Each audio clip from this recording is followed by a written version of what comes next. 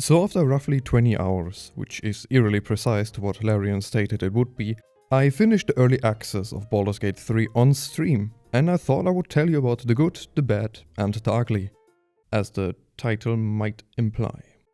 The good.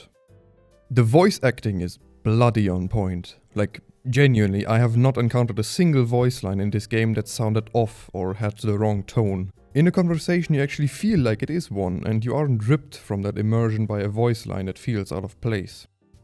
Combat animations, spells in particular, feel brutal and impactful. From the first cantrip you learn all the way to the second level spells, it all feels flashy without being overpowering, impactful without being over the top, and satisfying to use. There's nothing quite like the feeling of seeing that nat 20 pop up on screen when you crit. Level design has always been something that Larian was quite good at, and I'm very happy to say that it has not changed in Baldur's Gate 3. In every nook and cranny there is something to discover, encouraging you to explore rather than just run from quest marker to quest marker. Choices have consequences, sometimes severe ones. What you do will affect your game in the short term, and I assume in the long term as well once it's out of early access. If you take the quote-unquote wrong choice, you can end up with permanent status ailments preventing you from critting, or essentially wipe out entire settlements. If this is what we get in the first act of the game, it'll be curious to see what consequences we'll face later on. Character creation, while quite basic in some aspects, lets you make absolutely gorgeous people. Hair and especially beard choices are well balanced and topical, making for some wonderful looking combinations. The people you meet, and especially the people you travel with, are one and all interesting and have their own unique character. Even those that you might not like in the beginning may grow on you later. The bad. The character creation, while a joy on the character side, feels like a min-max fest that attempts to pigeonhole you into a specific race-class combination. I'd prefer if you have to roll for your stats, like you do in D&D, and 80% of this game is RNG anyway, so might as well go all the way.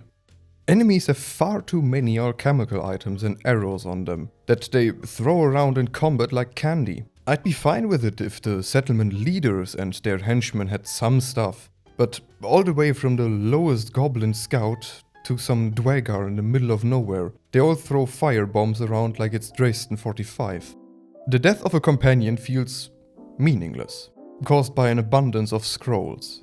They make such a giant deal about Gale dying and him droning on about how scrolls of resurrection are such a rarity.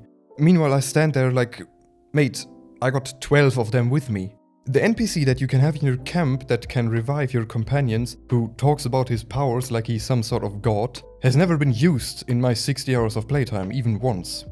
Companion interaction needs a lot of work. While I quite like them as characters, their interaction with your PC needs some serious polish. One example that jumps to mind would be Astarion, who is a genuine joy to talk to and seems to enjoy talking to you as well, but greets you with the most disgusted tone imaginable. You're staring at me again. What do you want? Romances need a lot of work as well, because it doesn't work like this, folks. You can't have me travel with people that essentially hate my guts, like Lizelle for example, who fundamentally disagrees with most things I do, but then all of a sudden wants to shag me. Or Gale, with whom I formed a genuine friendship, and the next thing I know is that he too wants to engage in some serious buggery. The ugly. The autosave system simply doesn't fucking work. At all. You have an option in the menu for the number of autosaves, but it might as well not be there since you have roughly 7 autosaves in the 20 hours it takes you to play through the early access. Dice rolls being hidden feels a bit strange to me. They have such a fancy animation for the D20 in dialogues, but out in wild or in combat you only get the information whether you passed or failed. Instead of success or fail, simply give me the number, please. I want to see how badly I messed up. Camera angles and controls are utterly crap. In dialogue it'll randomly frame a background object or anything but the thing I'm supposed to see. Out in the world it works about as well as French cars, which is to say mostly it doesn't. Especially in multi-stage levels or in buildings. The pathfinding AI also sometimes doesn't work. Enemies forget how doors work, or that there is another way up to where my character are, other than the ladder I just destroyed. So instead they opt to simply stay put where they are and eat my spells and arrows. Especially tedious is if you jump somewhere with your main character and have to manually make every companion jump to the same spot. If they can make the jump, have them jump after me automatically. If I don't want them to jump, I'll simply untether them and have them go somewhere else. Optimization is utter arse. It makes no feasible difference whether I play on max graphics or on the lowest settings available. At least none in performance. Frame rate jumps around more than the stock market in some areas, and loading screens take long enough for me to make myself a cup of tea, even when running on an SSD. That rhymes. One final thing that I see popping up, which I personally can't judge, is that this game is only Baldur's Gate in name. It feels more like Divinity Original Sin 3, which I quite like. Just be aware of what you're getting yourself into. All in all, I had a good time with the early access, and I'm excited for the full release of this game. However, nothing is perfect, but I never expected it to be. Subscribe if you enjoyed this video. Come hang out on Twitter, and remember to check out the regular stream on Twitch, Thursday and Sunday at 6 PM CET.